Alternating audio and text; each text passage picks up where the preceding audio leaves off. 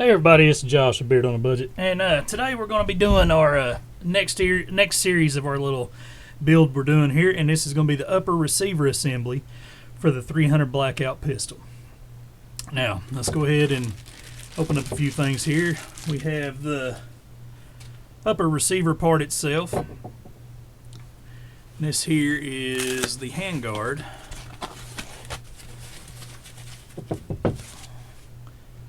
Here's the barrel.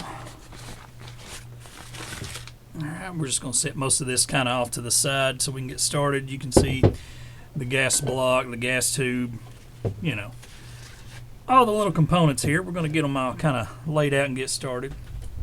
Now, the first thing for the upper receiver is we're going to go ahead and put in the forward assist. Now, the forward assist on these things, some people hate them. Look, they've been on them since the dawn of time. There's no reason why they shouldn't work. Now, the biggest thing to remember whenever you're putting these in, if you notice, there's a little flat spot here and a slight little bit of a bevel there. Now, when you put that in, the flat goes in to the side. That way, whenever it's pushing, whenever you push it in, it'll actually grab a hold of the bolt itself. Let me grab a bolt here real quick and we'll show what we're talking about here. Now, on your regular bolts, you have your little indents here. And what it's going to do, it's going to make it to where it's going to grab those and push them. That's what your forward assist is for. It's what it does. If you have it that way, it won't really grab. You have to have that kind of a bevel angle to it so it grabs it, and then the recoil lets it right up those. Alright, you get it? I'm sure you do. Moving right along. Now, to put this in, you're going to run your spring there, and like I said, make sure that that goes the correct way.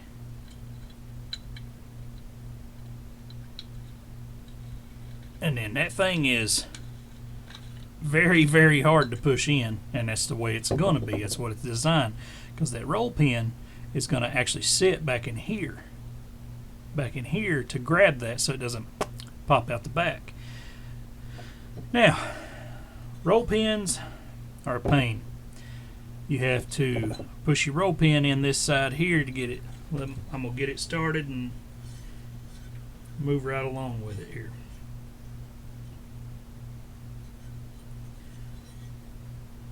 If you can find one that has the screw in style, go with that, because roll pins are kind of a pain.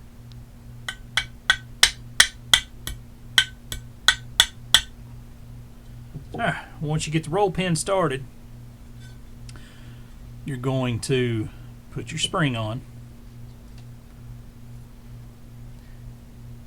and take it and press it in, and just look down there and make sure that it's sitting the way you want it to sit. Okay, like I said, and then you're going to press it in with the power of Thor and knock your roll pin in place.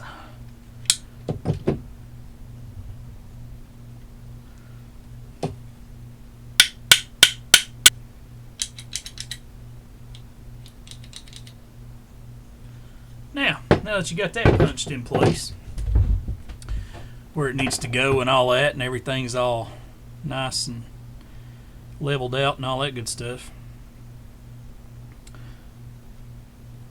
it's all good and boogered.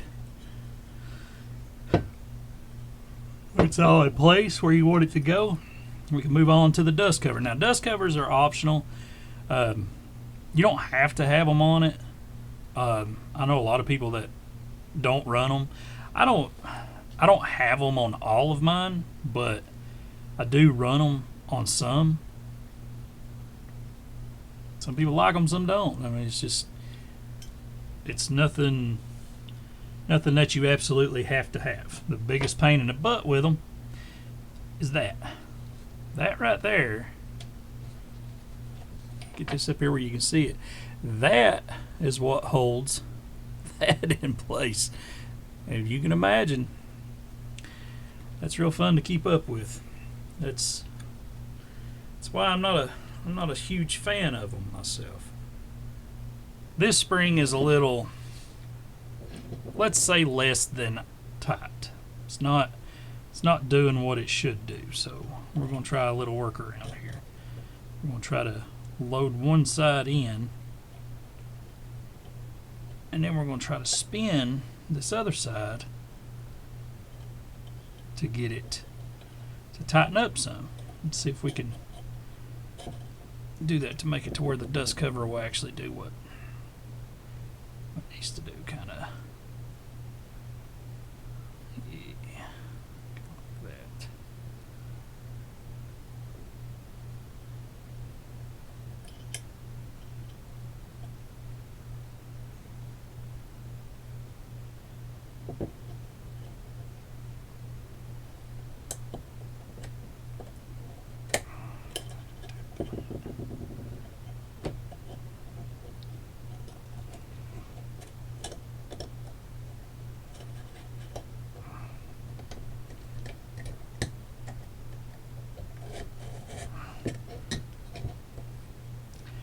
Perfect case in point of why I don't really like dust covers. I'm just, unless you're going to be in a sandy, dusty environment, you don't really need them. But there's the dust cover on, and you're going to take that little in. You got to find that little detent that's in here that you can just barely see right in there, just barely enough to, can't really even get a fingernail on it. And you're going to take that clip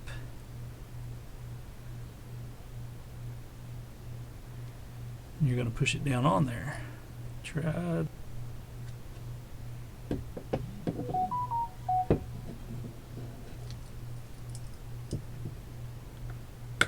Yeah, there we go. That little click, it's on there now. Alright, now that that pain in the butt's on there, your dust cover is doing dust covery things.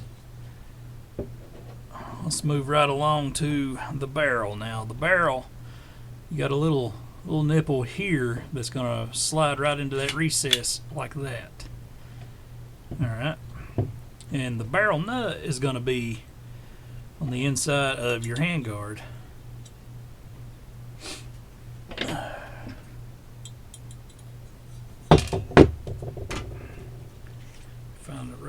Find your buddy Allen and steal some of his wrenches, because you're going to need them.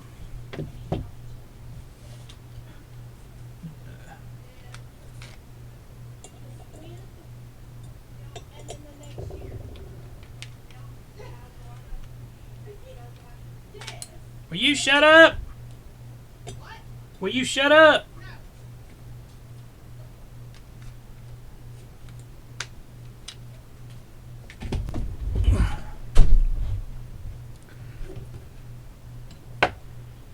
Now, moving on with the barrel. Always make sure, for one, double check. Yep, 300 blackout. Make sure you got the barrel that you're wanting to put on it. So I know it sounds stupid, but I've done it. Then you have your barrel nut. That's just going to go right down on it there. It's going to go tighten down. And then you're going to take your armorer's wrench or whatever you're using for your barrel nut, and you're going to tighten it down to whatever the manufacturer's recommendations is for your barrel.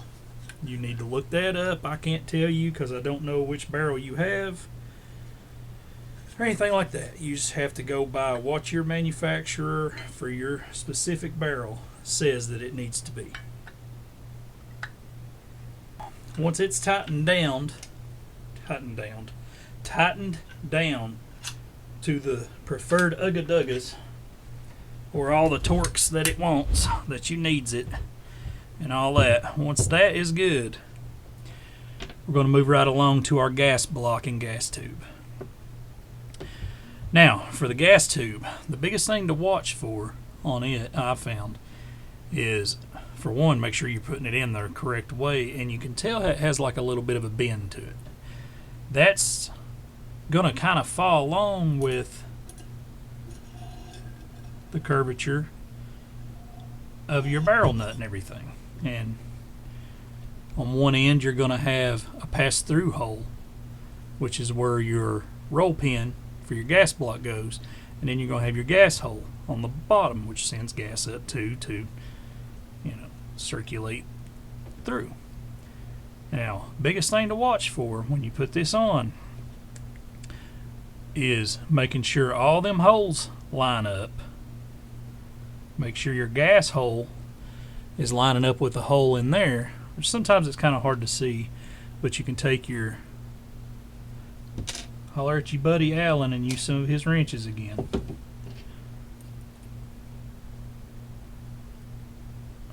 Take one of them Allen screws out, the back Allen screw out, and you should be able to see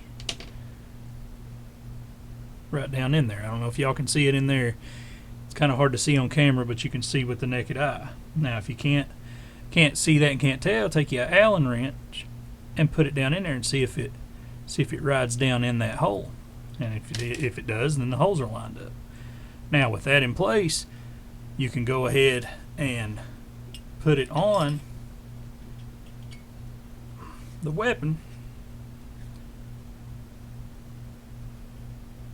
to make sure everything's going to line up the way it needs to.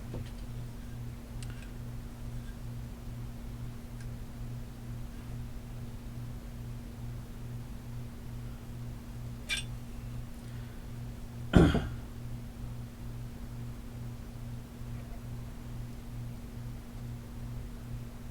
guess it'd probably help if I take the screws out of it, huh?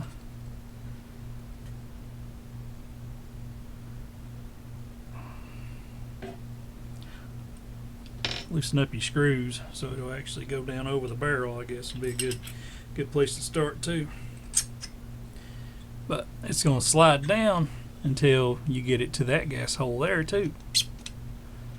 And then once it goes down where it needs to go, then you should be good in there. Now, what you can do also, good idea to do, is go ahead and take your bolt carrier assembly that we assembled in another video. Go ahead and take you a charging handle and put it in your upper so you can run the bolt forward to see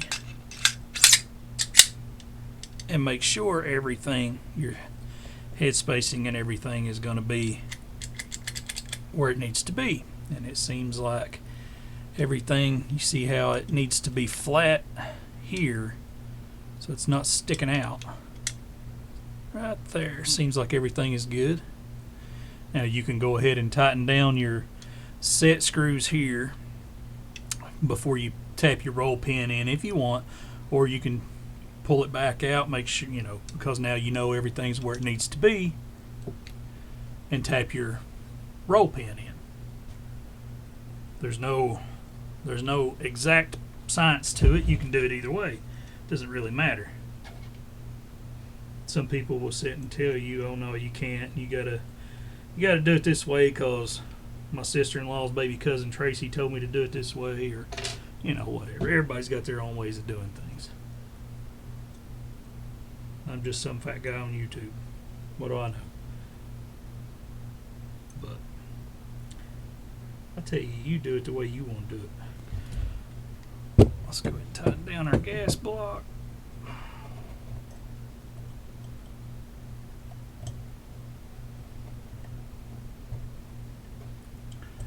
Now you can always, if you want, use some Loctite and stuff on these.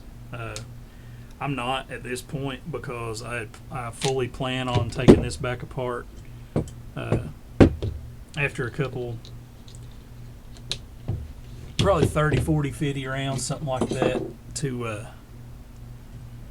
paint it. Give it a little redneck hillbilly paint job.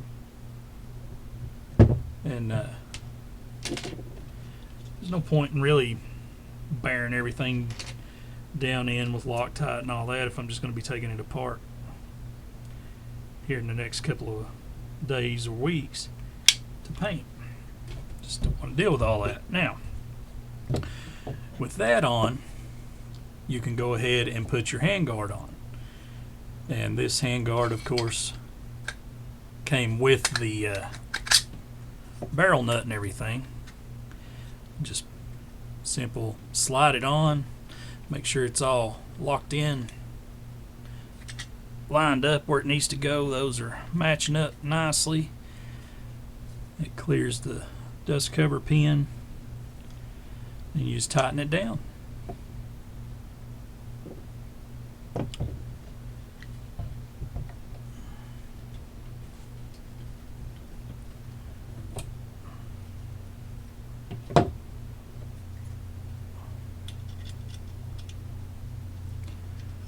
A lot of these parts that come from Delta Team Tactical, everybody gives them a bad rep because they are kind of a more budget-friendly group, you know, and you got all these fanboys that want to, oh, if it ain't a Colt, it ain't worth nothing. If it ain't a Armalite, blah, blah, blah. Look, man, as long as it ain't cheap Chinese, M steel, and all that, go with a budget build, man. You're not going out fighting a war with this stuff.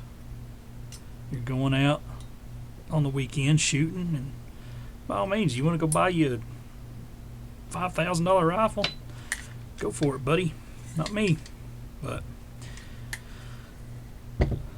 there's that upper, all pretty well done. Now we're just going to put on this little thing they sent with this one. It's called a flash can, is what they call it. I don't know. I've never used it. I've always just had flash hiders, stuff like that on there, bird cages as they call them. See if I got one of them laying around. I'll show you.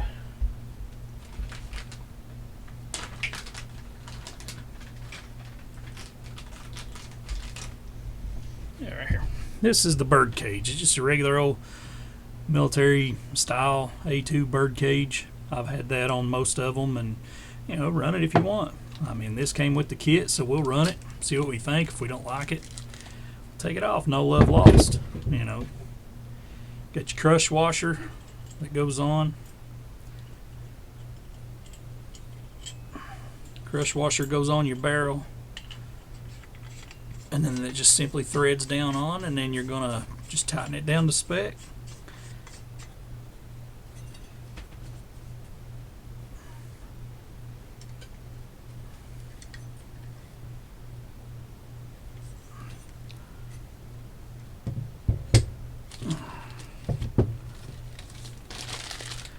Clean up your workstation a little bit there, and that's all there is to it, guys. That's the complete upper built for the 300 blackout pistol. It's not a very big pistol, but it'll get the job done. But never be afraid to get out there and try some stuff. You know, put you a gun or two together, see what you can get into. I mean, worst comes to worst, just, you know, get you some more parts if you break something. It's a fun little hobby to get into.